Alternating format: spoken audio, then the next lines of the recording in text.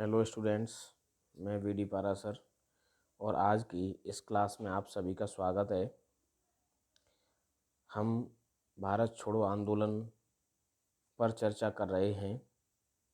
इससे पिछली चर्चा में हमने देखा कि भारत छोड़ो आंदोलन की ऐतिहासिक पृष्ठभूमि क्या थी, इससे पूर्व की घटनाओं का क्या क्रम रहा जिन्होंने भारत छोड़ो आंदोलन की रूपरेखा प्रस्तुत की, इसके प्रमुख कारण क्या थे, क्या स्थितियां और परिस्थितियां थीं जिनकी वजह से भारत छोड़ो आंदोलन का आगाज़ हुआ और भारतीय स्वतंत्रता संग्राम में एक महत्वपूर्ण आंदोलन के रूप में हमारे समक्ष भारत छोड़ो आंदोलन आया। देखो साथियों, उसी क्रम में हम आज चर्चा करेंगे उसकी प्रमुख जो आंदोलन की रूपरेखा थी, आंदोलन किस प्रकार शुरू हुआ, आंदोलन के प्रमुख सीमा चिन्ह क्या थे, क्या गतिविधियां हुईं, क्या घटनाएं हुईं और आंदोलन को रोकने के लिए अंग्रेजी राज ने क्या कदम उठाए। आज की चर्चा में हम इन्हीं बिंदुओं पर अपना ध्यान केंद्रित करेंगे। तो हम देखते हैं कि इस आंदोलन में वर्धा प्रस्ताव का विचार बड़ा महत्वपूर्ण है। 7 से 14 अगस्त 1942 को कांग्रेस कार्य समिति की वर्धा में एक बैठक हुई जिसमें गांधी जी ने कहा कि भारतीय समस्या का हल अंग्रेज़ों के भारत छोड़ देने में ही है। 14 जुलाई को कांग्रेस कार्य समिति ने इस आशय का प्रस्ताव पारित किया जो वर्धा प्रस्ताव के नाम से प्रसिद्ध है। ऐसा इसीलिए था, द्वितीय विश्व युद्ध के चल रहा था और जापान ने बिल्कुल भारतीय सीमा से सटे हुए बर्मा पर अपना अधिकार कर लिया था। ये आशंकाएं दिखाई दे रही थीं कि जापान भारत पर हमला कर सकता है और इसका कारण यही रहेगा कि अंग्रेज़ों का हमारे ऊपर शासन है। अगर अंग्रेज़ हमारी रक्षा नहीं कर सकते हैं तो भारत को यथास्थिति में छोड़ के चले जाएं तो ये निश्चित रूप से हमारी समस्या का एक बेहतर हल होगा। वर्धा प्रस्ताव के उपरांत जनमानस में यह तय माना जा रहा था कि शीघ्र ही कांग्रेस जन आंदोलन की घोषणा करेगी। ये माना जा रहा था, लेकिन उस जन आंदोलन की घोषणा भारतीय राष्ट्रीय कांग्रेस ने नहीं की, क्योंकि उन्होंने ये तय किया कि पहले हम जन आंदोलन की आवश्यक तैयारी करें, उसके बाद हम घोषणा करें। जन जागृति हेतु 1 अगस्त 1942 को इलाहाबाद में तिलक दिवस मनाया गया। इस अवसर पर पंडित नेहरू ने कहा, हम आग के साथ खेलने जा रहे हैं। बाबू राजेंद्र प्रसाद ने इस अवसर पर ही कहा था कि हमको इस बार गोली खाने और तोप का सामना करने के लिए तैयार रहना चाहिए। सरदार पटेल ने बम्बई में कहा था, इस बार आंदोलन बहुत थोड़े दिनों का किंतु बड़ा भयानक होगा। इस प्रकार सभी नेताओं ने अपने विचार व्यक्त किए। भारत सरकार कांग्रेस की इस प्रक्रिया से उदासीन नहीं थी। उसने संभावित जन आंदोलन को कुचलने का दृढ़ निश्चय कर रखा था। भारत छोड़ो प्रस्ताव। वर्धा प्रस्ताव में तय कार्यक्रमानुसार 7 अगस्त 1942 को बम्बई के गोवालिया टैंक मैदान में कांग्रेस कार्य समिति की बैठक प्रारंभ हुई। इसी अधिवेशन में 8 अगस्त को भारत छोड़ो प्रस्ताव पास किया गया, क्विट इंडिया रेसोल्यूशन, जिसमें 14 जुलाई 1942 के वर्धा प्रस्ताव का समर्थन किया गया। कांग्रेस इस तथ्य से परिचित थी कि अंग्रेज स्वतः ही भारत छोड़कर नहीं जाएंगे, इसलिए जन आंदोलन का निश्चय किया गया। गांधी जी ने कांग्रेस कार्य समिति में 70 मिनट तक भाषण दिया, जिसमें उन्होंने कहा, यह आंदोलन कांग्रेस की अंतिम कोशिश होगी, या तो भारतीय स्वतंत्रता प्राप्त करेंगे या मर मिटेंगे। अर्थात अपने भाषण में उन्होंने करो या मरो का नारा दिया। उन्होंने स्पष्टतः कह दिया कि यह सबसे बड़ा जन आंदोलन होगा, लेकिन अहिंसात्मक होगा। देखो विद्यार्थियों,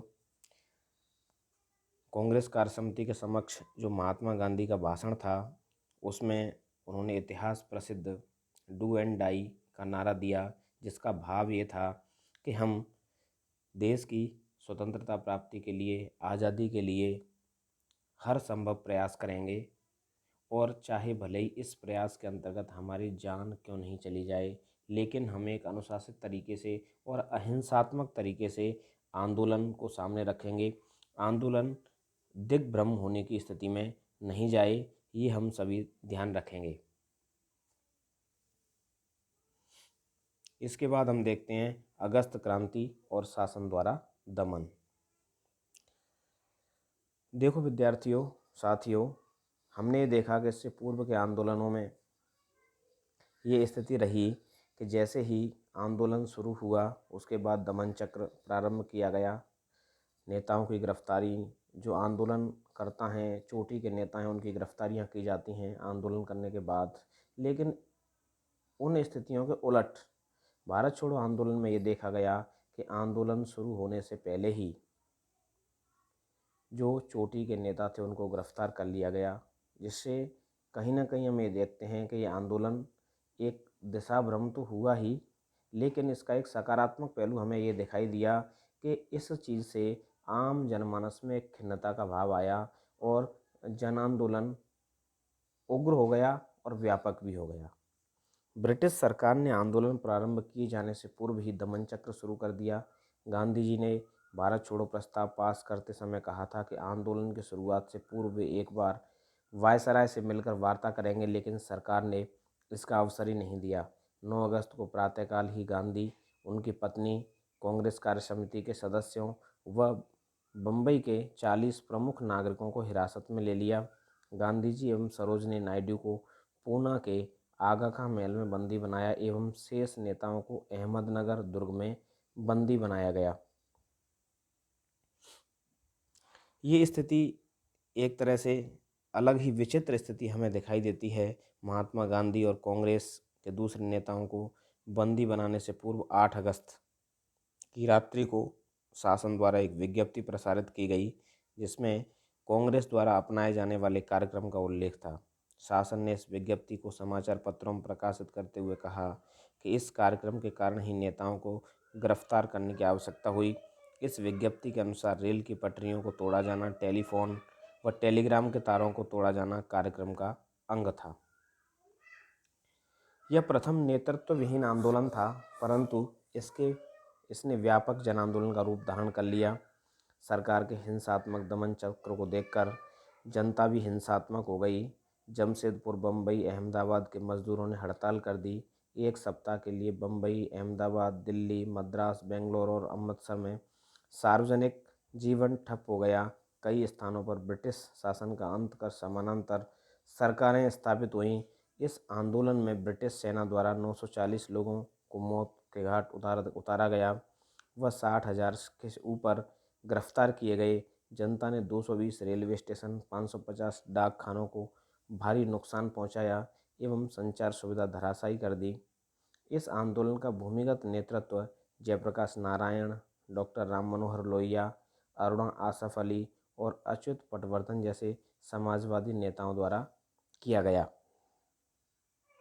हमने ये देखा कि शासन द्वारा सर्वत्र बहुत ही निर्मम तरीके से इस आंदोलन का दमन किया गया।